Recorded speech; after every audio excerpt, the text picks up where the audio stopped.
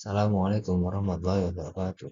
Tugas akhir skripsi yang disusun oleh Agus Yeprianto, persepsi perangkat desa dalam pengelolaan keuangan desa yang transparan, akuntabel, dan partisipatif. Di kasus pada Desa Karangmangu, Kecamatan Ngambon, Kabupaten Bojonegoro, Provinsi Jawa Timur. Bab 1. Pendahuluan. Latar belakang. Pengelolaan keuangan desa melibatkan bantuan dari pemerintah pusat, yaitu dana desa, dan pemerintah daerah, yaitu alokasi dana desa, bagi hasil pajak daerah, bagi hasil restribusi daerah, dan bantuan keuangan khusus. Pengelolaan tersebut dilakukan oleh Pemdes dengan mengedepankan prinsip transparansi, akuntabilitas, dan partisipasi.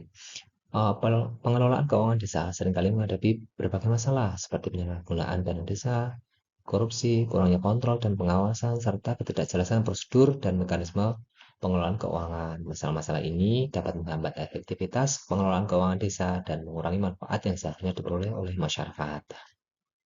Di Indonesia, kasus-kasus korupsi setiap tahunnya selalu meningkat. Bahkan menurut ICW yang dilansir dalam data indonesia.id, Kejaksaan Agung telah menangani 371 kasus korupsi dengan 814 tersangka. Jumlah penanganan tindak pidana tersebut meningkat 43,24% dibanding pada tahun sebelumnya, yakni sebanyak 259 kasus. Desa Karangmangu adalah sebuah desa di Kecamatan Ngambon, Kabupaten Bojonegoro yang disinyalir tengah mendapati suatu masalah yang berkenaan dengan pengelolaan keuangan desa. Masalah ini diawali dari perencanaan tentang penyusunan dan penetapan rencana kerja pemerintah desa atau RKPDes dan APB desa karena kurangnya partisipasi masyarakat dalam penyaluran aspirasi untuk pembangunan desa sehingga menyebabkan pembangunan yang kurang tepat sasaran. Permasalahan yang kedua adalah tentang tahapan akuntabilitas, yaitu tentang bagaimana penyusunan dokumen terkait keuangan desa yang terjadi pada akhir tahun atau periode akuntansi yang disebabkan oleh telatnya atau disebabkan oleh dana transfer dari pemerintah Kabupaten Bojonegoro ke rekening kas desa yang mengalami keterlambatan. Yang ketiga adalah tentang sumber daya manusianya, karena SDM perangkat yang kurang memadai untuk pengelolaan keuangan desa, sehingga eh, dalam transparansi keuangan desa yang berbasis digital itu agak kurang. Identifikasi masalah. Yang pertama adalah kurangnya transparansi, yaitu informasi mengenai penerimaan dan pengeluaran keuangan desa yang tidak tersedia secara terbuka untuk masyarakat. Nah, ini biasanya untuk laporan digital. Yang kedua adalah ketidaktepatan pencatatan keuangan yang tidak tepat, terutama terkait penyaluran alokasi dana desa, sehingga menyebabkan kesulitan dalam melacak dan memeriksa penggunaan anggaran desa yang efektif. Yang ketiga adalah kurangnya partisipasi masyarakat. Partisipasi masyarakat yang rendah dalam pengambilan keputusan keuangan desa dapat mengaruhi transparansi dan akuntabilitas. Kurangnya keterlibatan masyarakat dalam proses perencanaan dan pengawasan anggaran berisiko menghasilkan keputusan yang tidak sesuai dengan kebutuhan dan kepentingan masyarakat. Yang terakhir adalah keterbatasan sumber daya dan kapasitas. Desa-desa ini sering kali menghadapi keterbatasan sumber daya dan kapasitas dalam mengelola keuangan dengan baik. Kurangnya pendidikan dan pelatihan bagi perangkat desa tentang manajemen keuangan dan tata kelola keuangan dapat menghambat kemampuan desa dalam mengembangkan sistem transparan, akuntabel, dan partisipatif. C. Batasan-batasan masalah. Untuk penelitian ini ada batasan masalah. Yang pertama adalah tentang transparansi keuangan desa. Fokus bagaimana informasi terkait pengelolaan keuangan desa disampaikan kepada masyarakat desa dan upaya untuk mempermudah akses masyarakat terhadap informasi tersebut. Yang kedua adalah akuntabilitas keuangan desa. Peneliti akan memeriksa laporan pertanggungjawaban dari setiap kegiatan yang dibiayai oleh anggaran desa sehingga dapat memastikan bahwa penggunaan anggaran sesuai dengan peraturan dan kebutuhan desa. Yang keempat adalah partisipasi masyarakat desa. Peneliti akan melihat sejauh mana partisipasi dan keterlibatan masyarakat desa dalam proses perencanaan dan pembangunan dan penggunaan anggaran desa. Yang terakhir adalah lokasi penelitian. Penelitian akan difokuskan pada Desa Karangmangu, Kecamatan Ngambon, Kabupaten Bojonegoro sebagai lokasi studi. D. Rumusan masalah. Bagaimana rumusan masalah ini adalah satu, bagaimana persepsi perangkat desa terhadap transparansi dalam keuangan desa. Yang kedua adalah bagaimana persepsi perangkat desa terhadap akuntabilitas pengelolaan keuangan desa. Ketiga adalah bagaimana persepsi perangkat desa terhadap partisipasi masyarakat dalam pengelolaan keuangan. Yang keempat adalah faktor-faktor apa saja yang mengaruhi persepsi perangkat desa terhadap pengelolaan keuangan desa. Yang kelima adalah apakah perangkat desa merasa memiliki cukup pengetahuan dan pemahaman tentang transparansi, akuntabilitas, dan partisipasi dalam pengelolaan keuangan desa. Yang keenam adalah apakah perangkat desa merasa terdapat kendala atau hambatan dalam menerapkan pengelolaan keuangan desa yang transparan, akuntabel, dan partisipatif. Yang ketujuh adalah bagaimana peran perangkat pendidikan dan pelatihan dalam meningkatkan pemahaman dan kesadaran perangkat desa tentang pengelolaan keuangan desa yang transparan, akuntabel, dan partisipatif. Yang terakhir adalah bagaimana persepsi perangkat desa terhadap manfaat dari pengelolaan keuangan desa yang transparan, akuntabel, dan partisipatif. Tujuan penelitian. Yang pertama adalah untuk memahami persepsi perangkat desa terhadap transparansi dalam pengelolaan keuangan desa. Yang kedua adalah menganalisis persepsi perangkat desa terhadap akuntabilitas dalam pengelolaan keuangan desa. Yang ketiga adalah untuk mengidentifikasi persepsi perangkat desa terhadap partisipasi masyarakat dalam pengelolaan keuangan desa. Yang keempat adalah untuk mengidentifikasi faktor-faktor yang mengaruhi persepsi perangkat desa terhadap pengelolaan keuangan desa yang transparan, akuntabel, dan partisipatif. Yang kelima adalah untuk mengevaluasi pemahaman dan pengetahuan perangkat desa tentang transparansi, akuntabilitas, dan partisipasi dalam pengelolaan keuangan desa. Yang keenam adalah untuk mengidentifikasi kendala atau hambatan yang dihadapi perangkat desa dalam menerapkan pengelolaan keuangan desa yang transparan, akuntabel, dan partisipatif.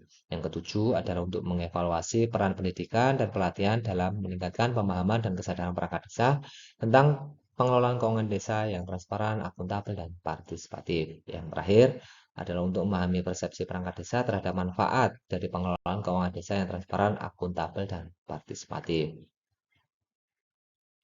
Manfaat penelitian, manfaat teoritis. Yang pertama adalah untuk berkontribusi terhadap pengembangan teori dalam bidang keuangan dan manajemen keuangan. Yang kedua adalah konfirmasi atau pemantapan teori yang sudah ada melalui pengujian dan validasi data empiris. Untuk manfaat praktis, yang pertama adalah memberikan masukan berharga untuk perbaikan kebijakan dan regulasi terkait pengelolaan keuangan desa, untuk membantu mengembangkan kapasitas pemerintah desa dan staf administrasi melalui pemahaman dan pengetahuan baru, untuk merumuskan pelatihan yang efektif dan meningkatkan keterampilan dalam manajemen keuangan desa. Manfaat penulis sendiri adalah untuk mengembangkan keterampilan seperti metodologi penelitian, analisis data, dan interpretasi temuan untuk peningkatan kemampuan dalam mengelola proyek penelitian dan berinteraksi dengan pemangku kepentingan. Bab 2 kajian pustaka. A. Landasan teori. Landasan teori yang pertama adalah untuk pengelolaan keuangan desa. Pengelolaan keuangan desa itu sendiri adalah suatu proses yang dilakukan oleh pemerintah desa untuk mengatur, mengelola, dan mengontrol sumber daya keuangan yang dimiliki oleh desa sesuai dengan Undang-Undang Nomor 6 Tahun 2014 tentang desa. Beberapa poin pentingnya. Yang pertama adalah anggaran pendapatan dan belanja desa, APBDes. Yang kedua adalah pendapatan desa. Yang ketiga adalah belanja desa. Yang keempat adalah akuntabilitas dan transparansi. Yang keempat adalah partisipasi masyarakatnya. Yang kelima adalah pengawasan. Yang kedua adalah peran perangkat desa. Peran perangkat desa ini sangat penting dalam menjalankan tugas dan tanggung jawab mereka sebagai dalam mengelola pemerintahan desa dan memberikan pelayanan publik kepada masyarakat berdasarkan pengertian dan peran. Beberapa ahli perangkat desa diharapkan untuk satu, memahami dan menghayati peran mereka sebagai pelayan masyarakat, melaksanakan tugas-tugas dan kewajiban sesuai dengan peran yang diemban, menjunjung tinggi norma-norma dan peraturan yang berlaku, aktif berkontribusi dalam menjalankan tugas dan tanggung jawabnya, bersikap partisipatif, terlibat aktif dalam musyawarah desa, dan seterusnya. Yang ketiga adalah konsep dan regulasi pengelolaan keuangan desa. Keuangan desa diatur dalam regulasi khusus untuk keuangan desa. Yang pertama adalah Undang-Undang Nomor 6 Tahun 2014 tentang desa. Yang kedua adalah Peraturan Pemerintah Nomor 43 Tahun 2014 tentang Peraturan Pelaksanaan Undang-Undang Nomor 6 Tahun 2014 tentang desa. Peraturan Pemerintah Nomor 60 Tahun 2014 tentang dana desa yang bersumber dari anggaran pendapatan dan belanja negara. Yang terakhir adalah Peraturan Menteri Dalam Negeri Nomor 20 Tahun 2018 tentang pengelolaan keuangan desa. Adapun tahap-tahap pengelolaan keuangan desa meliputi 1. Perencanaan, pelaksanaan, penatausahaan, pelaporan, dan pertanggungjawaban. 4. Asas-asas pengelolaan keuangan desa yaitu adalah asas transparan, akuntabel, dan partisipatif. Yang terakhir adalah persepsi. Persepsi adalah pengalaman yang melibatkan proses menyimpulkan informasi dan menafsirkan pesan untuk memberikan makna pada stimulus indrawi. Penelitian terdahulu. Ada beberapa penelitian terdahulu ini dilakukan oleh Anissa Octavia, Wiwi, Andri, dan Gustati mengenai peran perangkat desa dalam akuntabilitas keuangan desa di negeri Raro, Kecamatan Sungai Tarau, Kabupaten Tanah Datar. Yang kedua adalah penelitian oleh Sasmila tentang analisis pengelolaan desa dan keuangan desa, dana desa di Desa Kulo, Kecamatan Kulo, Kabupaten Sidrap. Yang ketiga adalah penelitian oleh Tony Suryadi, Diah Palupiningtyas, dan Heru Yulianto pada tahun 2019 tentang pengelolaan keuangan desa di Desa Jembrak, Kecamatan Pabean, Kabupaten Semarang. Kesamaan penelitian ini terletak pada penggunaan metode kualitatif, teknik pengumpulan data, dan beberapa teknik analisis data yang serupa. Namun terdapat beberapa perbedaan. Yang pertama adalah lokasi penelitian, jenis dan sumber data yang digunakan. Ini adalah kerangka pemikiran. Di sini ada persepsi perangkat desa dalam pengelolaan keuangan desa yang transparan, akuntabel, dan partisipatif. Ya, di sini ada peraturannya adalah undang-undang. Ini adalah faktanya, dan ini adalah teknik yang digunakan untuk mendapatkan hasil, yaitu wawancara, observasi, dan analisis dokumen. Ini adalah hasilnya. Oke, pertanyaan penelitian. Nah, ini sama dengan rumusan masalah. Bab 3 metode penelitian. Yang pertama adalah jenis penelitian. Penelitian yang digunakan adalah penelitian dengan metode deskriptif dengan pendekatan kualitatif. Metode deskriptif yaitu metode yang digunakan untuk menggambarkan atau menganalisis suatu pengamatan, tapi tidak digunakan untuk membuat kesimpulan yang lebih luas. Yang kedua adalah lokasi penelitian. Penelitian ini dilakukan di Desa Karangmau, Kecamatan Lampur, Kabupaten Bojonegoro, baik maupun di kantor desa maupun di lapangan. Dan subjek dan objeknya adalah kepala desa beserta perangkat desa berjumlah 11 orang dan juga 5 anggota BPD untuk memberikan keterangan tentang fakta dan pendapatnya terkait dengan topik penelitian.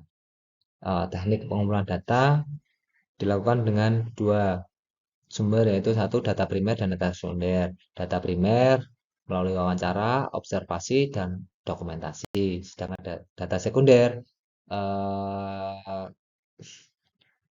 didapatkan melalui jurnal, buku, website, artikel dari internet.